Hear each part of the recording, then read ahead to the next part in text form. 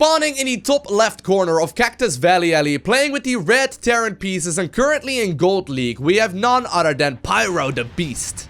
And his opponent spawning in the bottom left, playing in blue and also playing with Terran, and currently in Platinum, he goes by the nickname of Ruben. And now, of course, this is going to be a Platinum versus a Gold League, Terran versus Terran, and that does mean that this is going to be a viewer submitted replay. Now, as you may be aware, Mules has been going through as many of these games as he possibly can, and he called this one a very funny Terran versus Terran. Now, generally speaking, Terran versus Terran is a pretty straightforward, pretty serious matchup, I suppose, where, you know, siege tanks and marines sort of dictate the outcome of the game. So usually, it's not very fun. It's very, very high skill, but not, generally speaking, that much fun to watch. So we'll see exactly what these two players have got in store for us here today. Now, of course, since this is going to be a viewer submitted replay, that does mean that you can now also go ahead and submit your games to replays at LowkoTV. Just a simple email address, go ahead and attach your own replays, and I may very well end up casting some of your games here on the channel eventually as well. Now, please don't be upset if, you know, it's not going to happen anytime soon, or, you know, if it's not being casted at all. You got to keep in mind that I'm only recording and uploading a couple of these kinds of videos every single weekend. I mean, at this point, we have received thousands. I mean, I don't know for how long I've been doing this. I think it's been a couple of months at this point, but we have literally received thousands and thousands and thousands of replays. Anyway, Pyro the Beast opening up with two supply depots right here at the front of his natural. A little bit gimmicky. Generally speaking, I wouldn't really recommend doing so, just because usually that's not gonna be your best option. I mean, if you want to wall off a Terran versus Terran, right, that's all fine and dandy, but do it right over here or something. I mean, the jetpacks, you know, are on the back of the Reapers, so that does mean they can just simply jump up and down these cliffs, and, you know, the quick wall off right here doesn't really make a whole lot of sense. Regardless, though, Pyro the Beast adding on 3 barracks here very, very shortly, so I'm assuming he's gonna be planning on getting at least a little more aggressive here very, very shortly, now that he's finishing up his double refinery here as well. Meanwhile, on the other end of the map, we see something completely in the opposite. I guess, at the very least, for the time being, we do see something that's very, very different in the sense that Ruben has already added on a command center here on the low ground. He's going to be able to start mining here from 2 bases very, very shortly, and he's indeed getting those double orbital commands here very, very early on into the match. Now, orbital commands, of course, one of the most important upgrades for Terran players in general. General rule of thumb, if you're not entirely sure, get them as soon as you possibly can. Okay, you want to try and get your orbital commands out so you can start dropping mules as early as you possibly can into the game, just because the mules become more and more valuable the longer the game goes on. Because, I mean, it's an energy-based cooldown. You can just simply go ahead and drop as many as you possibly can throughout the match, and they're very, very good. And they pay for themselves very, very quickly as well. Ruben, however, also did decide to follow this up with a bunch of barracks, and he will be capable of adding those, you know, to his opponent's face very shortly, because look at that, the first Reaper is already making its way across the map, although it may actually wait for a buddy or two before he decides to get aggressive. He did end up sending out an SCV here as well to scout out where his opponent has spawned, so he knows about the fact that his opponent is in the top left corner. Now, Pyro the Beast currently has got absolutely no intel whatsoever, and he's actually playing a little bit funny. I mean, that bunker here at the front, we see the supply depot drop down. He's getting himself a bunch of barracks, but he's really not producing out of those just yet. And on top of that, the Reapers just simply snuck by into the main base of, you know, all of these Terran SCVs. And this is going to be a little bit painful, because look at that. These Reapers are going to be able to clean those up very, very easily. Now, of course, Pyro the Beast does have units here to defend against this, but so far, the Reapers are just simply using this little bit of high ground, I guess, to make sure that they can use those jetpacks to the maximum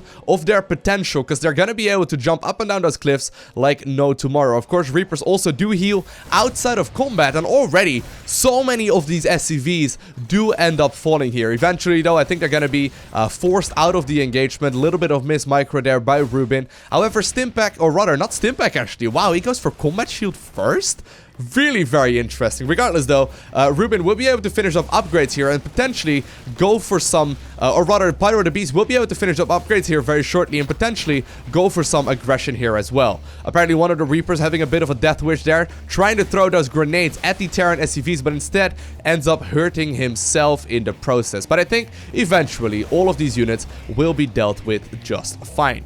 Meanwhile, on the other end of the map, Ruben is desperately trying to add on as much economy as he possibly can, and so far, his advantage is very, very significant. He's adding himself a tech lab right here as well, going into that starport, and shortly he will be able to start dropping all kinds of shenanigans to his opponents' end of the map. Pyro the Beast, he's still desperately trying to add on here as much as he possibly can. As you can see on the production tab, he's adding himself a siege tank to this army composition as well. And now with that scan going down and a bunch of mules being dropped. Are you kidding me, Ruben? Ruben, you're ahead. You're not that much ahead, though. Oh my god, did you just really scan only to drop 3 mules? I can't believe I actually just... Are you kidding me, dude?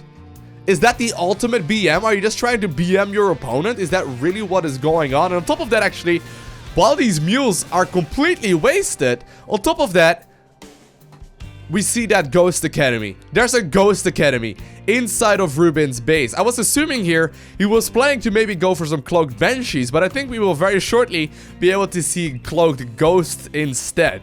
Now, Ghosts, of course, a very, very uncommon unit, but they can be pretty powerful if they manage to get in position. Of course, since this is a Gold League versus Platinum League, a lot of these wild strategies are still going to be possible. Now, while these Marines do indeed get their combat shields out, these Reapers are still going to be able to make short work of them. And once again, a bunch of these SCVs in the main base of the Terran player in red will end up paying for this with their lives. And I think, once again, eventually these Reapers will end up falling, but not without making a significant amount of kills and contributions right there to the Terran Dominion.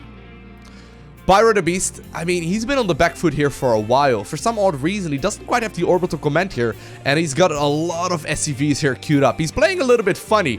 Now, the nuke is also currently in production. Ruben is trying to add on as many of these annoying units as he possibly can, okay? So he's desperately trying to add the cloaking field here, as well as a ton of additional production. Now, the fact that he just dropped 3 mules inside of his opponent's main base, as well as a scan, indicates that he is feeling very, very, very confident. And so far, I mean, I guess his confidence levels are justified. It's currently 50 Harfesses versus only 30. So Pyro the Beast most definitely at a disadvantage. But we all know the strength of these siege tanks. Siege tanks, of course, are very, very powerful, in particular when you manage to get them in a proper position where they can start shelling away at a group of these Marines at a time. But so far, Ruben is adding on a lot of additional production. We see a bunch of these ghosts now also being added on, and of course they are going to be necessary if he plans on dropping nukes inside of his opponent's main base. Single medevac here, I think it's a waiting to pick up a couple of these ghosts, or they may very well waddle across the maps by themselves as well. Look at them, the stealth assassins trying to, you know, make their way across the map, and they're already activating Cloak right at this point in time. Now, there is indeed a engineering bay. I just saw it being built here, as well as a third base for Pyro the Beast, so he will be able to get detection out. The thing is, he's got some energy on the orbital command in the main base, but with one mule being dropped, he's gonna be in some trouble. And I guess for the time being, Ruben has decided that he wants to turn these ghosts around just to, you know, send them in with the medevac instead. Pyro the Beast moving out across the map right now. He's establishing himself that third base very, very early on into this match. Desperately trying to grab as much eco here as possible. But so far, not really too impressed by Pyro the Beast's macro. I mean, he's slipping up in a lot of different ways. And that's gonna hurt him. Because very shortly, there will be a nuke inside of his opponent's main base. And actually, make that two nukes immediately being activated here. Tactical Nuke cooldown will be headed to the top left corner of the map. And so far, none of these nukes have been scouted, and indeed, they will land right on top of that orbital command, right on top of the mineral line, and Pyro the Beast ends up losing all of the SCVs that were mining there, with the exception of one of them that was apparently inside of the safety of that refinery. Third base did end up finishing. There's 2 more nukes in production right now as well, and I guess that these stealth assassins are not quite done just yet. They did get picked up once again. Apparently they're doing sort of like a James Bond kind of mission where they're going in and dashing out of that engagement as soon as they possibly can. At the same time though, third base now has also been taken by Ruben, and at this point he is doubling his opponent's army supply. Pyro the Beast, he's creating a rather large force here, but he's gonna be having a lot of issues here if he plans on continuing onward viewers. Once again though, the next nuke also being dropped here at these weird rock formations. I guess this will still hurt quite a bit though, because of course it does a huge amount of splash damage, and there we do indeed see 2 of the Marines ended up falling. But you know, other than a little bit of damage right there to the bunker as well as to that barracks, that nuke did not really end up paying for itself whatsoever, as apparently it also did end up hurting that ghost in the process. Apparently another ghost tried making its way right here to the 3rd base location. Scan will be used, and once again, Ruben feeling confident, being a jerk deluxe here, dropping those mules once again to start mining from his opponent's base. And I wonder if he's not being a little bit too overconfident. I mean, sure, he's very far ahead, right? But he's also floating a ton of resources, and his macro is nothing to write home about here either. He's dropping mules on his opponent's army, and it's starting to look like he may be able to close out this game reasonably easily. And actually, somehow, some way, these mules will be able to make their way back towards the Terran's main base. But still, Pyro the Beast is not quite out of this game just yet. However, I'm starting to look at this engagement, and I wonder how he could ever end up winning this. This is going to be a very, very tricky one. Pyro the Beast and Ruben will be able to face off right here. Another tactical nuke is being activated, and it will be dropped right inside of the 3rd base of Pyro. And Pyro, once again, not scouting that just yet. He will end up losing a very substantial amount of all of the SCVs there. And I think with this next nuke going down, apparently, one of the ghosts being sacrificed in some sort of ritual here. I don't know what this is all about. This is kind of odd. This ghost will certainly end up falling here to the splash damage. At the same time, the majority of the Terran forces, and there he goes down in some sort of weird ritual. I don't know what that is all about. At the same time, a lot of units here end up taking splash damage as well from another nuke that was also deployed here by Ruben. Pyro the Beast still holding on here. He's got himself 3 siege tanks at this point in the game, really not producing a whole lot. And Ruben, at this point, he's establishing a fort base. He's also banking up to over 4,000 resources at this point in the match. 2 more nukes being added on, and we do see more and more ghost academies now as well. I guess that Ruben is just simply trying to tactical nuke his opponent to death, and I wonder if it's gonna be working off. I mean, look at this engagement right now though. Apparently, even though he didn't go for that orbital command here, eventually he will be able to morph that command center into a planetary, and I guess it will hold the line for a little while longer. Ruben, once again, I think this is gonna be another sacrifice here to the blood god. Okay, Shalene, actually, no. That ghost just barely caught off guard, and Ruben, in an extremely one-sided match, ends up bad-mouthing or bad-mannering his opponent by dropping mules in all of his mineral lines, and he ends up obtaining the victory.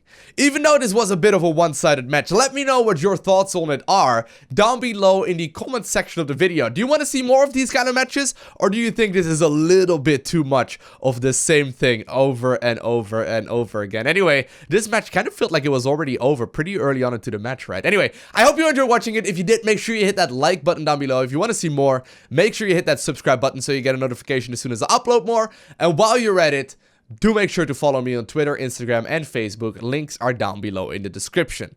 I want to thank you for watching. Have an amazing day. Do not forget to smile, alright? And we'll see you in the next one.